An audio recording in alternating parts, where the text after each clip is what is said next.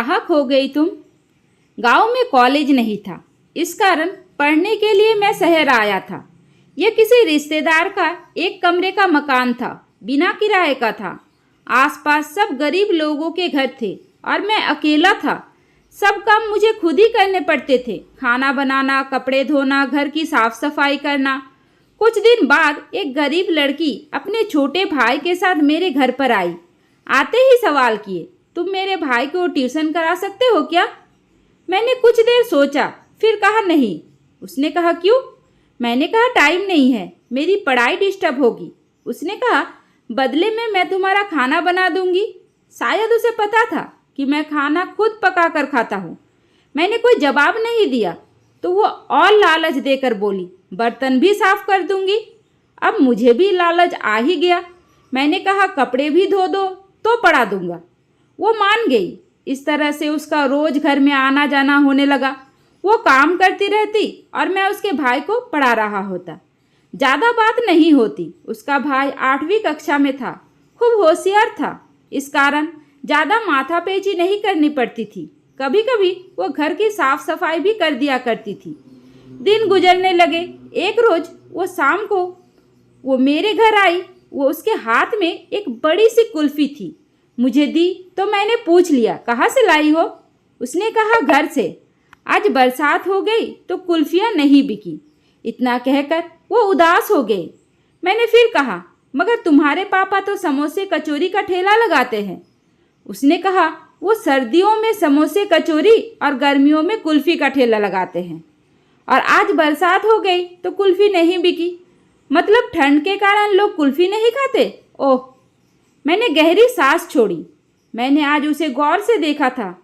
गंभीर मुद्रा में वो उम्र से बड़ी लगी, समझदार भी, मासूम भी। धीरे धीरे वक्त गुजरने लगा। मैं कभी कभार उसके घर भी जाने लगा, विशेष तौर पर किसी त्योहार या उत्सव पर।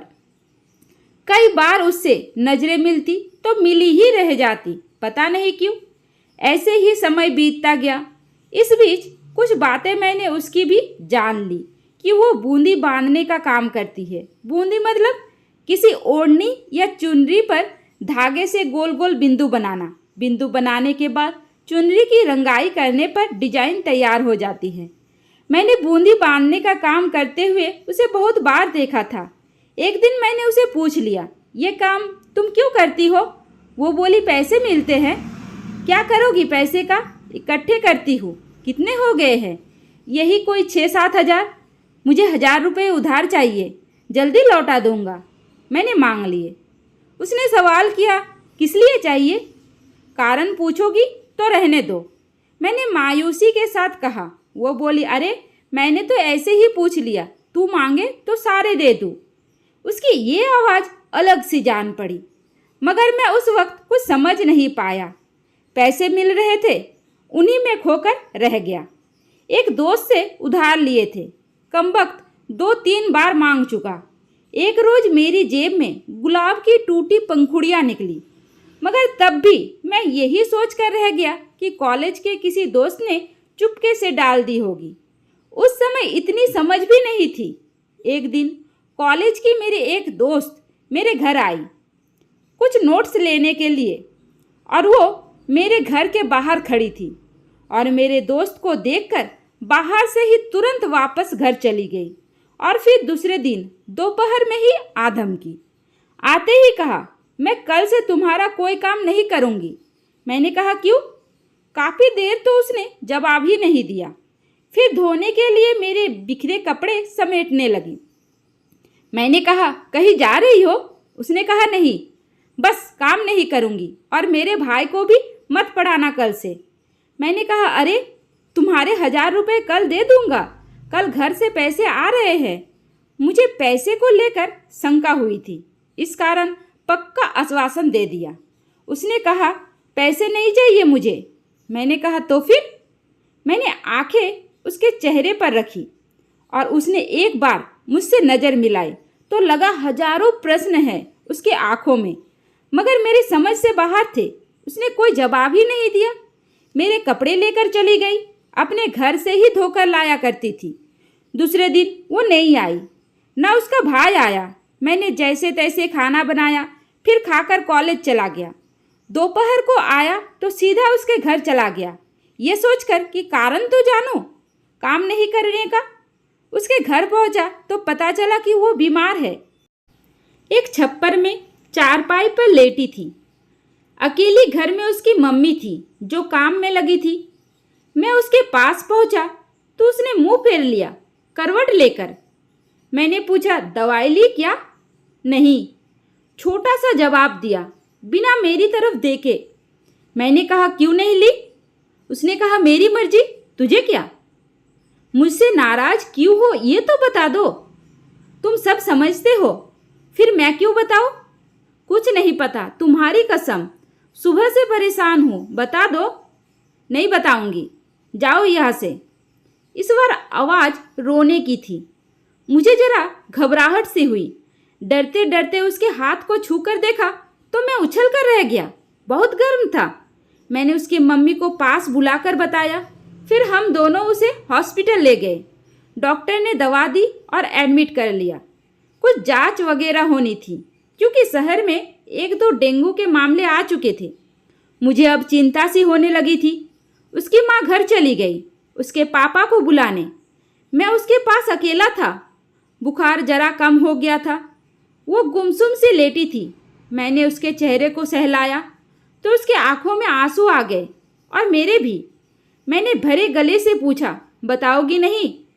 उसने आंखों में आंसू लिए मुस्कुरा कर कहा, अब बताने की ज़रूरत नहीं है। पता चल गया है कि तुझे मेरी परवाह है ना? मेरे होठों से अपने आप ही एक अल्फाज निकला, बहुत। उसने कहा, बस अब मैं मर भी जाऊं तो कोई गिला नहीं। उसने मेरे हाथ को कसकर दबाते हुए कहा। उसके इस वाक्य का कोई जवाब मेरे लबों से नहीं निकला, मगर आंखें थी जो जवाब को संभाल ना सकी, बरस पड़ी। वो उठकर बैठ गई और बोली, रोता क्यों है पागल? मैंने जिस दिन पहली बार तेरे लिए रोटी बनाई थी उसी दिन से चाहती हूँ तुझे। एक तू था, पागल समझने में इतना वक्त ले गया। फिर उसने अपने साथ मेरे आंसू भी पोंछे। फिर थोड़ी देर बाद उसके घर वाले आ गए। रात हो गई थी। उसकी हालत में कोई सुधार नहीं हुआ। फिर देर रात तक उसकी बीमारी की रिपोर्ट भी आ गई। बताया गया कि उसे डेंगू है और ये जानकर आग सी लग गई मेरे सीने में। खून की कमी हो गई थी उसे, पर खुदा का शुक्र है कि मेरा खून मैच हो गया था उसका। 2 बोतल खून दिया तो जरा सुकून सा मिला दिल को। उस रात वो अचेत सी रही। बार बार अचेत अवस्था में उल्टियाँ कर देती थी। मैं 1 मिनट भी नहीं सोया उस रात। डॉक्टरों ने दूसरे दिन बताया कि रक्त में प्लेटलेट्स की संख्या तेजी से कम हो रही है, खून और देना होगा। डेंगू का वायरस खून का धक्का बनाने वाली प्लेटलेट्स पर हमला करता है। अगर प्लेटलेट्स खत्म तो पूरे शरीर के अंदरूनी अंगों से खून का रिसाव शुरू हो जाता है। फिर बचने का कोई चांस नहीं। मैंने अपना और खून देने का आग्रह किया, मगर रात को दिया था, इस कारण डॉक्टर ने मना कर दिया। फिर मैंने मेरे कॉलेज के 2-4 दोस्तों को बुलाया। साले 10 एक साथ आ गए। खून दिया, हिम्मत बनाई, पैसों की ज़रूरत हो तो देने का आश्वासन दिया और चले गए। उस वक्त पता चला कि दोस्त होना भी कितना ज़रूरी है। पैसों की कमी नहीं थी, घर से आ गए थे। दूसरे दिन की रात को वो कुछ ठीक दिखी, बातें भी करने लगी। रात को सब सोए थे। मैं उसके पास बैठा जाग रहा था। उसने मुझे कहा, पागल, बीमार मैं हूँ, तू नहीं। फिर ऐसी हालत क्यों बना ली है तुमने? मैंने कहा, तू ठीक हो जा, मैं तो नहाते ही ठीक हो जाऊँगा। उसने उदास होकर पूछा, एक बात बता। मैंने कहा, क्या? उसने कहा, मैंने एक दिन तुम्हारी जेब में गुलाब डाला था, तुझे मिला? मैंने कहा, सिर्फ पंखुड़ियाँ मिली थी। हाँ। उसने कहा, कुछ समझे थे? नहीं। क्यों? सोचा था कॉलेज के किसी दोस्त की मजाक है। और वो रोटियां कौन सी? दिल के आकार वाली? अब समझ में आ रहा है, बुद्धू हो। हाँ। फिर वो हंसी, काफ़ी देर तक निश्चल मासूम हंसी। कल सोए थे क्या? नहीं। अब सो जाओ, मैं ठीक हूँ, मुझे कुछ ना होगा, सचमुच नींद आ रही थी, मगर मैं सोया नहीं, मगर वो सो गई। फिर घंटे भर बाद वापस जाग गई। मैं ऊँ रहा था। सुनो। हाँ, मैं नींद में ही बोला। ये बताओ, ये बीमारी छूने से किसी को लग सकती है क्या? नहीं, सिर्फ एडिस मच्छर के काटने से लगती है। इधर आओ। मैं उसके करीब आ गया। एक बार गले लग जाओ। अगर मर गई तो ये आरजू बाकी ना रह जाए। ऐसा ना कहो प्लीज़। मैं इतना ही कह पाया। फिर वो मुझसे काफ़ी देर तक लिपटी रही और सो गई। फिर उसे ढंग से लिटाकर मैं भी एक खाली बेड पर सो गया। मगर सुबह में तो उठ गया और वो नहीं उठी, सदा के लिए सो गई। मैंने उसे जगाने की बहुत कोशिश की थी, पर आंखें ना खोली उसने।